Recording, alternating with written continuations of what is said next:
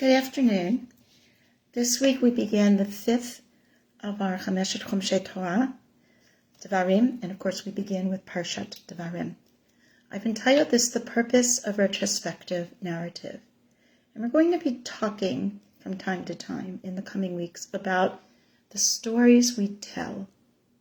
Because if you think about Devarim as Moshe's story of the past, of the laws, of the glue that keeps the community together, both across space and across time, it's all about how we tell that story.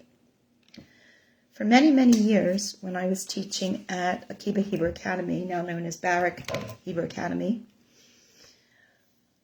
there was this unit in the Tanakh curriculum where we would look at the story of the Meraglim in Sefer Bamidbar, where it originally appears and is told sort of in real time, if you want to accept it that way. And then the retrospective telling of it in Devarim. We would see very specific differences that have to do and are telltale signs of the difference of how we experience something when it is happening versus what is it that we want to remember from the occurrence. In terms of that, Sefer Devarim is also called Mishneh Torah, the repetition of the Torah. Now we know that there is new material, new laws, new practices, new dictates in this fifth book of our Torah.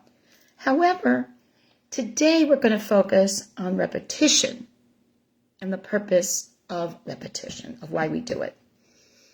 As Rabbi Francis Natif teaches us in his volumes, Redeeming Relevance in the Book of Devarim, one of the central features of the Book of Devarim is its frequent repetition of information already known from the first four books of the Torah. From a rabbinic perspective, the most important ramification of this concerns the repetition of specific laws. Yet whether we are speaking about law or narrative, Devarim's repetition has understandably drawn a great deal of attention. The very name Deuteronomy, which comes from the Hebrew, means repetition. Mishneh Torah, most commonly understood to mean second or repeated law. Although there is much new material in the book of Devarim, many readers have sought to understand why certain items are chosen for repetition and others are not. The most obvious avenue to search for an overriding theme that would fit both the repeated material as well as the laws that are given here for the first time, but which excludes all of the material that is also found in the first four volumes, is that Rabbi Samson Raphael Hirsch expounds the plausible theory that the laws included here are the ones most needed for the establishment of a thriving model society in the land of Israel. And that becomes his dividing line of what is included and what is not. However, like everything else, there's not universal agreement with this point, and other perspectives are offered. I'm going to summarize a few here. 1. Giving a nod to generational transmission, Devarim begins this process. There is a difference between how those who are in the midst of an experience are instructed and conversed with, and those who only have memories and the stories of those told before them to guide them. Of note, for example, is in Shemot, when the people are asked if they will accept the Torah as they are witnessing so many incredible events, and they reply, readily, we are told, Nishma v'na'aseh. We will listen. Na'aseh v'nishma. We will do it, and then we will try to come to understand it. So we will do it. We don't need an explanation. We are here. We get it. But in Devarim, the instructions are given for the future generations, and this is reversed. Yishma'enu v'na'asenu. First, we need to understand what we are doing, and then we will do it. Here we see the essence of the difference between direct experience and generational transmission, to ensure that we do not lose the effect of the original experiences and their impact on our lives. 2. Moshe's vision and aspirations for the Bnei Yisrael are in line with God's. And Moshe is constantly trying to juxtapose that vision with the reality that he is confronting. And this is where we see him getting very frustrated at different times and sort of losing his own centeredness, if you will. The reality is probably all the more visible as time goes on. And here in this last book of the Torah, there are repetitions to amplify the importance of what will be done by the generation that comes after Yetziat Mitzrayim and all that entailed. As Rabbi Natif explains, it was not enough for Moshe to inform the Jews of their current potential. He also wanted them to remember the true ideal of who they were supposed to be. For Moshe, this could be nothing less than a communal state of prophecy, Mamlechet Kohanim, if you will, in which the Jews had attained at Sinai.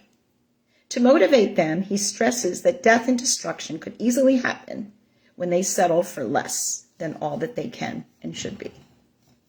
3. We are not to forget our legacy, and in reality, we consistently put that legacy into context within the reality of our own experiences.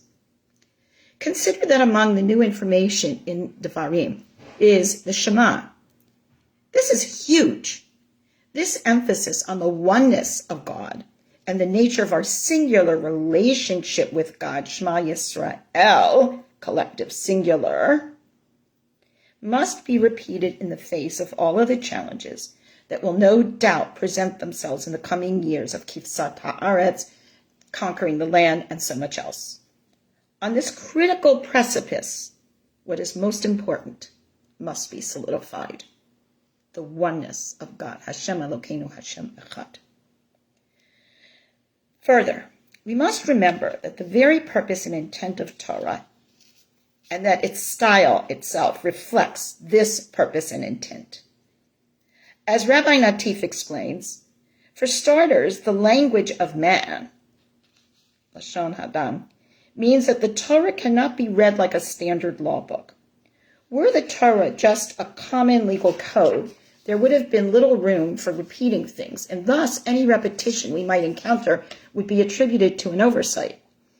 For the goal of a law code is to store information in as organized, clear, and economical a fashion as possible. In order to do so, it lists the laws and organizes them by category. By contrast, the fact that the Torah intersperses its laws with so many narratives is just one glaring indication that it is trying to accomplish something completely different. In taking a more human style, the Torah recognizes that straightforward new information is not always what human communication is. It's not about what is said. It's more about how it is said. There's emotion here. This is true of the Torah in general. Although the first 4 books do retain the general style and flavor of a written work, and thus the emotions evoked are limited. Not so with the book of Devarim.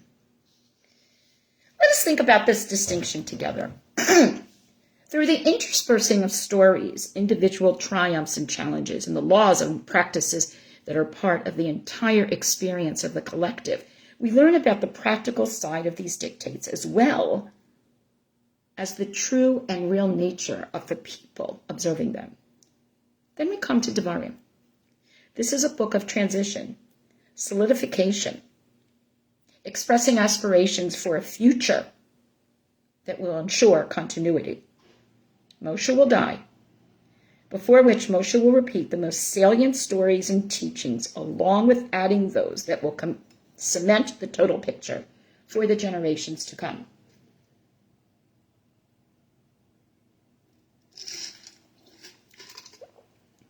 It is valuable in this sense to consider what is repeated here and what is not. Let us begin with the story of the Meraglim, who go to check out Israel. Here is one story whose 2 versions are so markedly dissimilar that several questions arise. First of all, why is this, of all the stories, the first narrative that will be repeated as Moshe begins his final address to Israel? What is the pivotal lesson of the placement here? Accounting for the difference already cited regarding explaining what happens in real time, so to speak, and then repeating the retrospective version, There are profound differences that cannot be ignored or explained away. 1.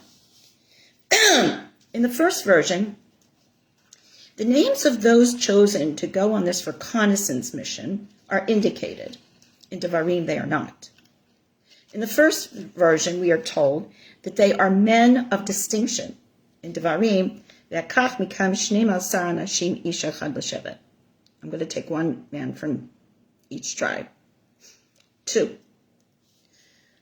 Whose idea was this mission in the first place? In Bamidbar, it is God who initiates this series of events, whereas in Devarim, we see that it's the people who rebel and overwhelm Moshe as he remembers the course of events. 3. While Caleb is the one who refutes the majority in Bamidbar, it is Moshe in Devarim. 4. In the first version, the Torah clearly states that Moshe is not allowed to take the Jews into the land of Israel due to his lack of leadership while procuring water from a boulder. We see this in Bamidbar, chapters 20 and 27. It will be repeated in Devarim, chapter 32. And yet, at the beginning of Devarim, Moshe tells us otherwise. Here, Moshe says in verse 37 of chapter 1, God got angry with me also for your sake, saying, you too will not go over the Jordan. So he's blaming the people. As Rav Elchanan's summit suggests a further understanding and clarification regarding this difference, the verse in our Parshat, because of you, God was incensed also with me, seems to mark yet another contradiction between the two Parshiot. Any responsibility on Moshe's part for the incident of the scouts can arise only from the account in Parshat Devarim, according to which he supported the idea and dispatched the spies based on his own calculations. In Parshat Shalach Lecha, however, Moshe operates only in complete compliance with the divine imperative. Remember, Vayidaber Hashem HaMoshe Lemor, right? All the time. By this account, Moshe cannot bear any responsibility for what transpired. Let us return to Rabbi Natif's evaluation one more time, as he opines as follows. In the same way as the spy incident became a watershed event in Jewish history, so too it was exactly that for Moshe. We start by noting its central place at the beginning of Moshe's very first speech in Devarim, chapter 1, verses 22 to 26. And we come to appreciate just how great was its impact on his consciousness when we see the extent to which he focuses on it throughout the entire book. It is not immediately evident why Moshe cannot seem to get this incident out of his mind. On the one hand, we could say it's a simple question of association. As leader of the Jewish people, Moshe could not but be affected by this most fateful national calamity. On the other hand, Moshe's connection to the event seems to be much more personal than the first hypothesis suggests. Beyond attributing his own punishment to it, Moshe also reveals his own agreement with the expedition in chapter 1, verse 23 of Devarim. This in itself is somewhat shocking, as there is no hint to it in the story's original rendition in Bamidbar. Moreover, he makes the story the heart of his recounting the Jewish people's journey through the desert, serving as the template, if you will, for experiences to come. This arouses our suspicion that there is much more to Moshe's treatment of the story than we previously thought, and that the text itself may be revealing only the tip of the iceberg. We are forced to reevaluate the weightiness of the story, but it is never clearly laid out for us as to why we must do so. Perhaps we can come at least to some understanding as to why this is so central to Moshe, to Devarim, and therefore to us, as we inherit and continue to wrestle with these retrospective narratives throughout Devarim. Consider for a moment the book of Bamidbar and the spiritual desert in which there are so many rebellions: Korach, Pinchas, Moshe and his siblings, Datan, Aviram. What sets this rebellion of the Meraglim apart, if we think about it, the others are about social order and trying to maintain positions in the established or developing perceived hierarchies. But here, we have something much more harmful and critical to the very being of the Bnei Yisrael, namely, the purpose of their journey. So whereas one is more about individual standing and trying to maintain it somehow, right or wrong, this is about the very purpose and the very destiny of the entirety of the people. This is what will change the trajectory of all that happens in an extremely significant manner. We will now look carefully at chapter 1, verses 22 through 38, parts of it, and see how this plays out. And all of you approached me. You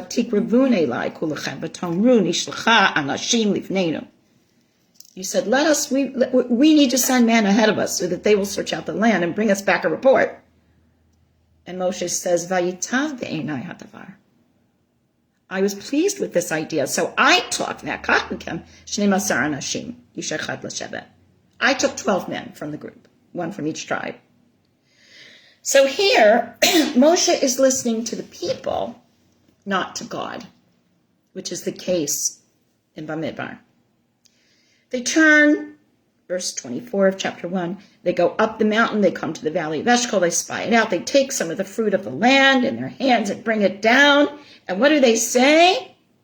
Tovah ha'aretz asher Hashem Elokeinu noten lanu. The land that God gave us is good. V'lo avitem la'aloto v'tamru et pi Hashem Elokechem. But you didn't want to go up. And you rebelled against the commandment of the Lord your God.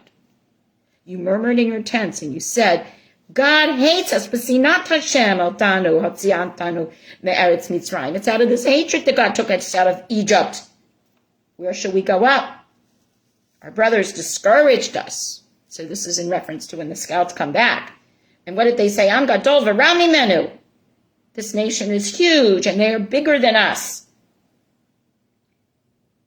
We saw giants. And I said to you, Moshe says, Lo tortzun v'lo tirun mihem. Don't act like a broken people. Don't be afraid of them.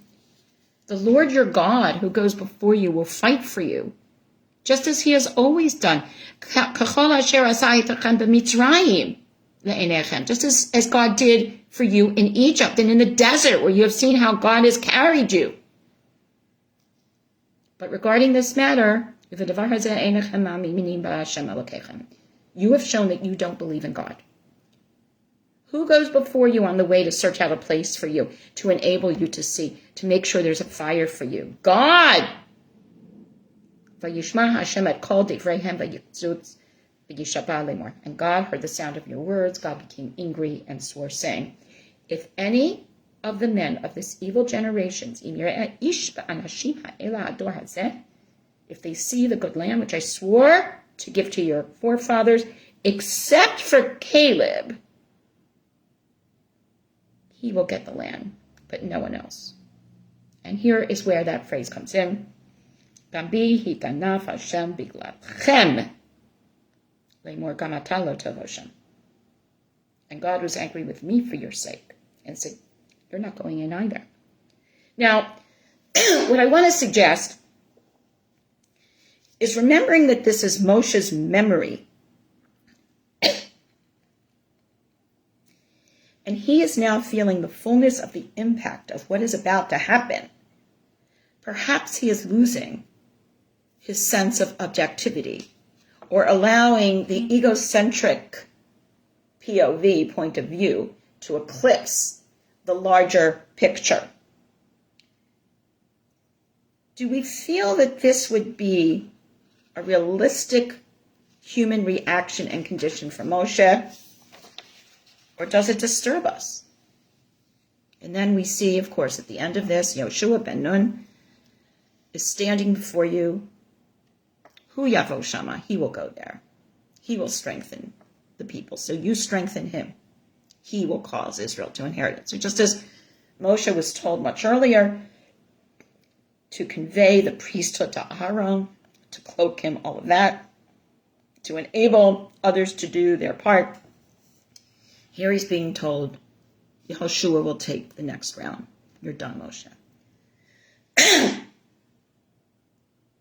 The mission is set. The mission is completed. The proof of the good land has been brought back, and still, what went terribly wrong? How do we account for the profound differences in the first narrative and Moshe's retelling? And why does Moshe begin with this incident? The Abarbanel shows that the recalibration that will occur as a result of this experience will impact all, and that Moshe himself will be affected as the Bnei Israel. He is denied entry into the land of Israel as punishment for his sin. Which sin?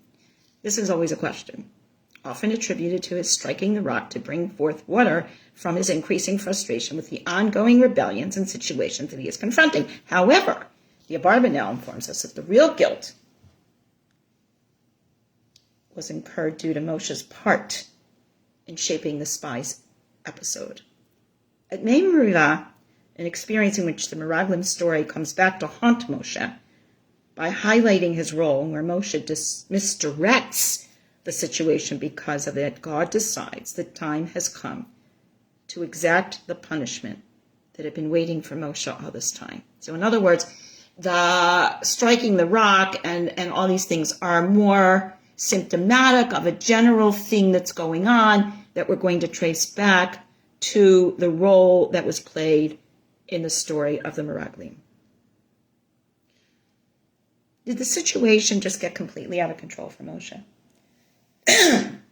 When the Meraglim were reporting their findings, why are they not directed back to the original task as formulated? Which is the more accurate telling of what happened? Which is more valuable as a telling in terms of the lessons and the takeaway value for the next generation and those to come?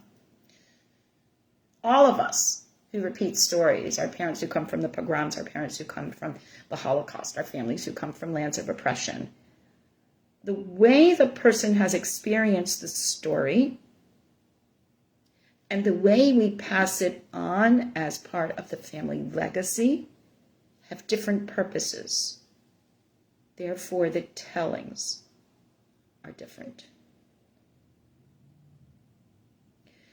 We all know that stories change as we play the generational transmission game of Whisper Down the Lane. And some of those changes are due to memory, the impact the events had on our lives, and the lessons that we want and we need to teach. If we subject this particular narrative of this specific event to that criteria, I think we begin to find answers to our questions as to why the differences are there, what the differences are, and what each telling is meant to unfold about the experiences we have and how we remember them. I want to suggest that this would become increasingly meaningful, as Devarim is always the Parsha that is read before Tisha B'Av, before the 9 days, well, during the 9 days, but before Tisha B'Av. Next week is Parshat Ve'et Hanan. By the way, Thursday is Tisha B'Av, so I will be recording this on Wednesday, not on Thursday, just so that we all know. And in terms of Tisha B'Av, we get the mourning part of it. We get the devastation part of the destruction of the two temples, but we also get something else. We also have embedded in this narrative a story of resilience. Out of the destruction of the two temples, we have prayer, we have Batei Knesset, we have means of gathering as community. We have ways to continue our community, to adapt to time and place and change circumstances, and yet tell stories of the past in a way that continue to unify that collective as differentiated as we become with our myriad of experiences. That is exactly the tipping point that we're at with the beginning of Devarim. The generation that has had the experience will no longer be there. So we have to make this transition. We have to make this pivot. We have to figure out, how do we continue to tell these stories so that people become invested, so that people understand the big lessons, so that people get the proper takeaway value, not getting lost in the details of what the individuals experienced. And that is how our retrospective narratives remain with us. We continue to go through this cycle every year. We don't just retell Yetziat Mitzrayim on Pesach. We retell the story of getting the Torah on Shavuot. We retell the Avodah service, the high priest service on Yom Kippur. We retell the story of the Maccabees on Hanukkah. And we often make connections between the takeaway value of these stories and our lives today. Devarim sets the tone, establishes the template for us doing this. So as we go through Devarim, friends, let us consider the takeaway values and how we ensure that our past will not be forgotten as we use it to help us forge our future. Shabbat Shalom Lekulam, and I will be recording on Wednesday, Parshat Ve'et Chanan. Lihitraat.